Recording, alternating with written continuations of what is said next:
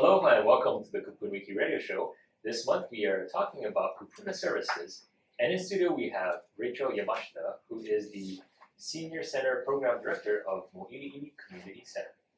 Kupuna Wiki is Hawaii's senior resource. We talk to the best local professionals in the state regarding topics such as real estate, senior housing, estate planning, finance, and health, so that our Kupuna families can find the best resources in the midst of a life transition. We strive to make sure our seniors are informed and supported every step of the way. Thanks for joining us today. I'm Brandon Lau. I'm Andrew Leon, your host for the Kupuna Wiki Radio Show. If you missed any of our shows on air, the Kupuna Wiki Radio Show is available as a podcast and can be found on Spotify, Apple Podcasts, and Podbean for your listening pleasure. The title sponsor for today is Cheney Brooks Choice Advisors, providing you with the best real estate information so you can make the most informed decisions. As they like to say, real estate is about choice. To contact them, call 753-9033. And now we have our real estate tip of the week brought to you by Cheney Brooks Choice Advisors. If you're thinking about downsizing and selling your home, you need to put together a timeline and framework for the various steps along the process. Many sellers are surprised and caught off guard as time can quickly get away from them. Consult your realtor to work out a schedule for the next 3 to 4 months, including time for, number 1, preparing your home for sale, which includes decluttering, cleaning, and maybe even some repairs. Number 2, marketing the property, opening up your home and making it available for open houses and agent showings. Number 3, buyer's inspection period, the need to allow home and termite inspectors to visit your home. And number 4, sale closing, packing, and final move up. Again, it's important to plan early and thoughtfully. For more information on how to best transition or downsize, contact Cheney Brooks Choice Advisors at 753-9033. Again, today we have the pleasure of speaking with Rachel Yamashita, the Senior Center Program Director of Moiliili Community Center. Welcome, Rachel. Hi, Brandon. Hi, Andrew. Thank you for having me. Thanks for being here. Well, we've had Paula on our show at one point, and she shared some great things about the community center. It has been a while, and we've gone through a pandemic, and we just wanted to get an update from you, Rachel, on how things are doing at the center and what you're doing in particular. Well, as my role as the program director, I oversee the senior programs at the community center. We have 2 programs at the community center, the senior center program and the Kupuna support program. And so the senior center is for the independent active senior, and we offer a variety of classes and services to help keep them active. And we have the Kupuna support program, which is an adult respite program, and that's for the elderly Kupuna, and provides them with a stay during the day to socialize with their peers and keep them active so it prevents the need for advanced care. So Moiliili Community Center, I mean, they've been around for a long time. Yes. They're a fixture in the community. They do a lot for their kupuna. Maybe you can tell us a little bit of how you got involved with the center.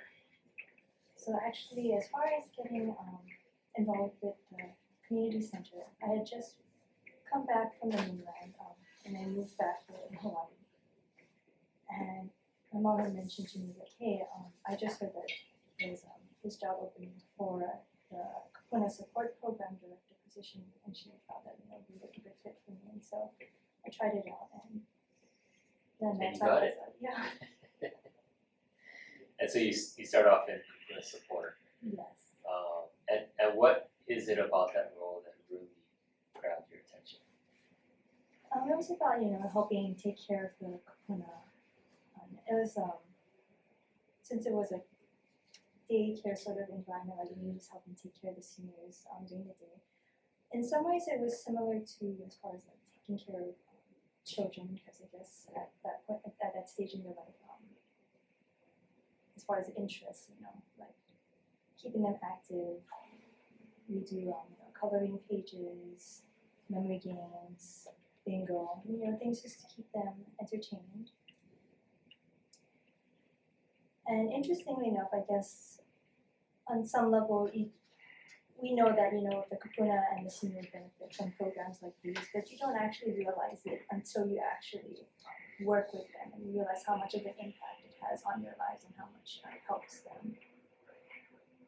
And obviously there are different seasons within a Kupuna's life.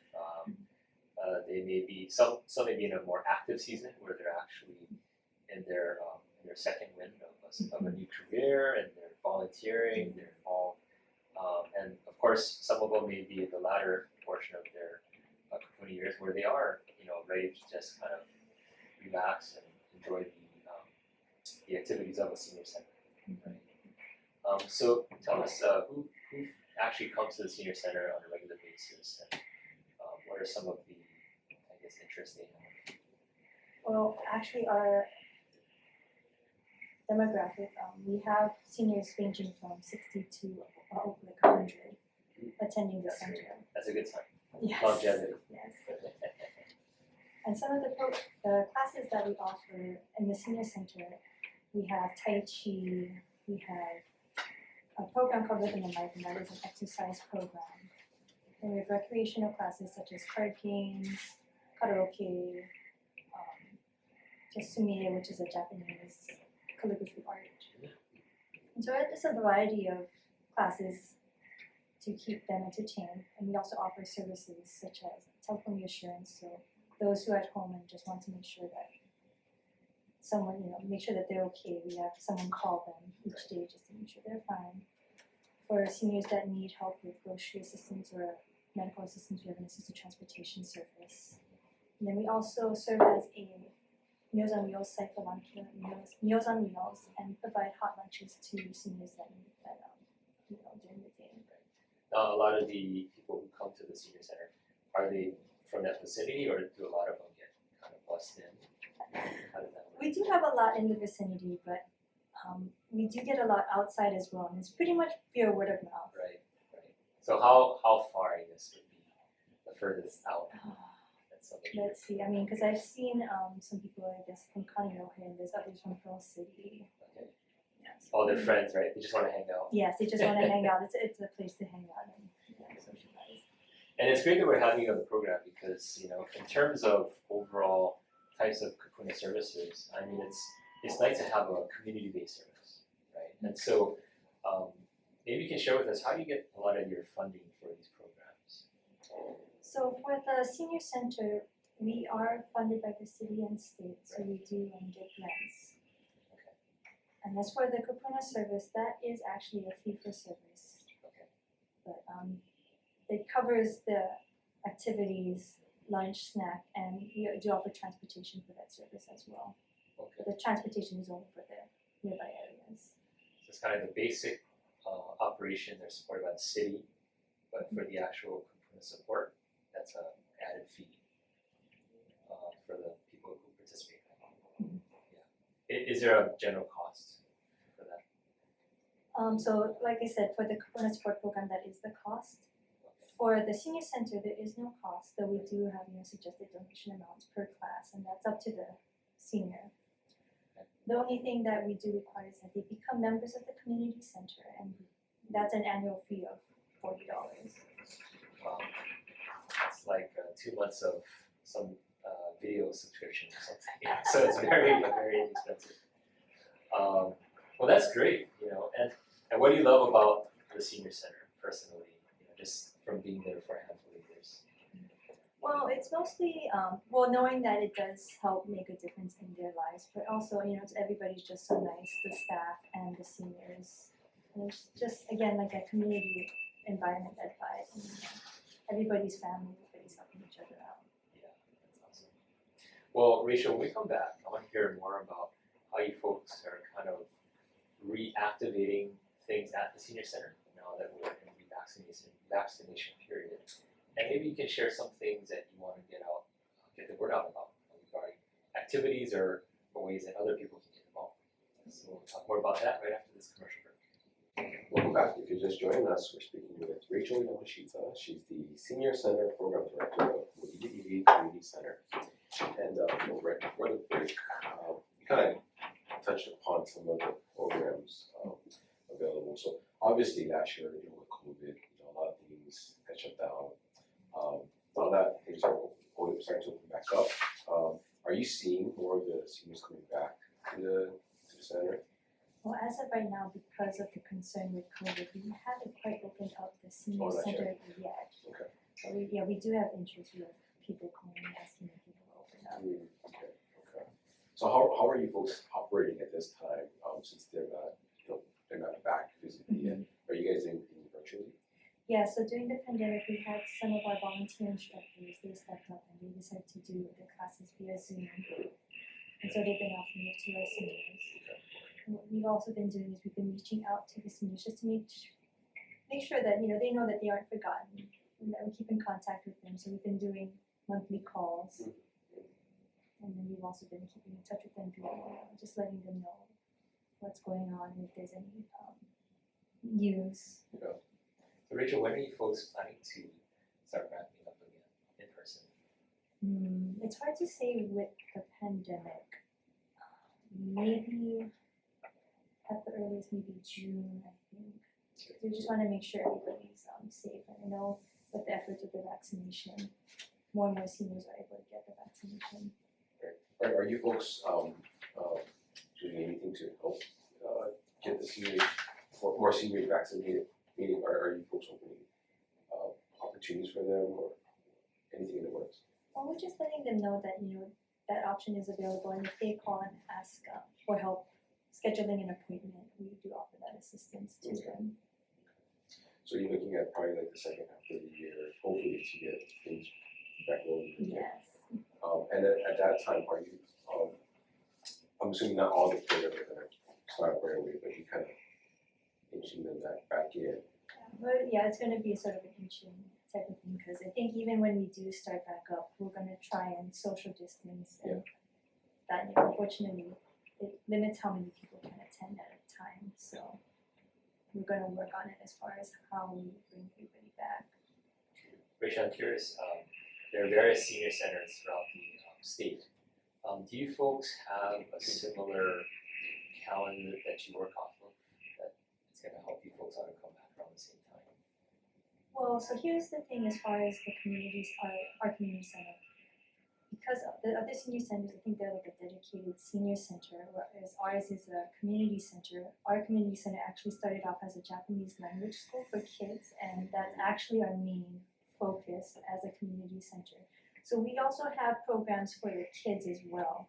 And so we need to balance having the kids and the Kupuna at the same time. So it makes it a little more difficult to just having the seniors come back. Right. But do you folks have like collaboration with one another? Hey, this is something we're doing, and you should try this out. And Yes. that. That's great. That's great. I'm curious. How many community centers are there out there? If you just have to put a guess about the number. There's quite a bit. I don't actually know the number. And but they really are important. So if you had to say in your words, this is why a community center is a vital part of our community and neighborhoods, and why it's important for people to get involved, especially Kupuna. What would be your thoughts on that? Because the community center provides a place for everyone to come together, to socialize, and to keep active. And I guess in this day and age, it's harder to get that community vibe, and so the community center provides that sort of environment just for everybody, not just the seniors, but also for the families as well. Right. And I think although we have a lot of different ways of connecting, it's always nice to do that in person, and in familiar surroundings. So I think it's so important to keep these community centers going, to allow people to participate and get involved, right? So if you had to share ways people can get involved in the Moiliili Community Center, what would some of those things be? Let's see. Unfortunately, right now we're not accepting hard donations, but if they would like to donate to the community center, they can. And how about volunteers? We do accept volunteers, but unfortunately right now because of the pandemic, we don't have as many volunteer opportunities since there's not very many programs on site. So when you are up and running, I guess more people can get involved. Yes. Right. And Who would they contact, or how would they get that information? they can find our information on our website, which is moiliilicc.org, or they can contact us at 955-1555. Okay. Are there any programs usually in the summer that you look forward to having? Usually our classes go pretty much year round, so it's pretty much the same throughout the year. Okay. And those are the same ones you mentioned earlier. Yes. But yeah, hopefully by then we can pick them back up. Any favorites? I always get recruited for the bone dance. Oh, really? Yes. I've never been to a bone dance. Oh, you should. And you folks have that in your parking lot or your campus? We used to have in I guess it used to be the parking lot. There used to be the Moiliili bone dance used to be there. But no, we have a class where one of the volunteer instructors teaches bone dance. Right.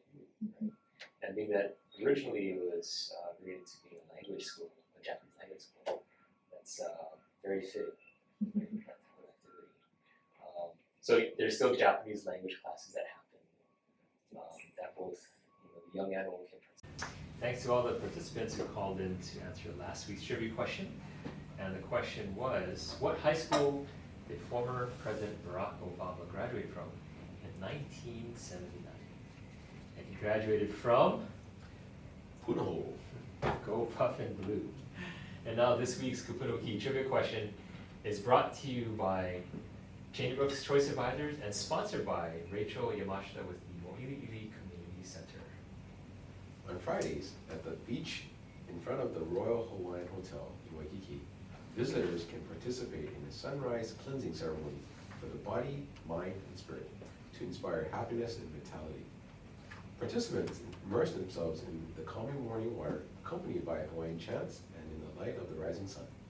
What is this ceremony called? For a chance to win a Law's gift card, be the first person to call us with the correct answer at 808-792-5188. And we hope everyone is staying safe during this time. And remember, if you want to hear past episodes of the Kupunoki Radio Show, or you want to meet some of our great service providers, you can go to our website at kupunoki.com, or even call us at 808-792-5188. Again, we'd like to thank this segment sponsor, Chainbrooks Choice Advisors, providing you with the best real estate information so you can make the most informed decisions. As they like to say, real estate is about choice. To contact them, call 753-9033. Well, thanks for joining us today on the Kupunoki Radio Show, Hawaii's senior resource. We strive to make sure our seniors are informed and supported every step of the way. Again, I'm Brandon. And I'm Andrew. And I'll call... Sorry, I'll call you back then. Yeah, I'll just start off again. Thanks for joining us today on the Kupunoki Radio Show, Hawaii's senior resource. We strive to make sure our seniors are informed and supported every step of the way. Again, I'm Brandon. And I'm Andrew. And we'll see you back next time on the Kupunoki Radio Show.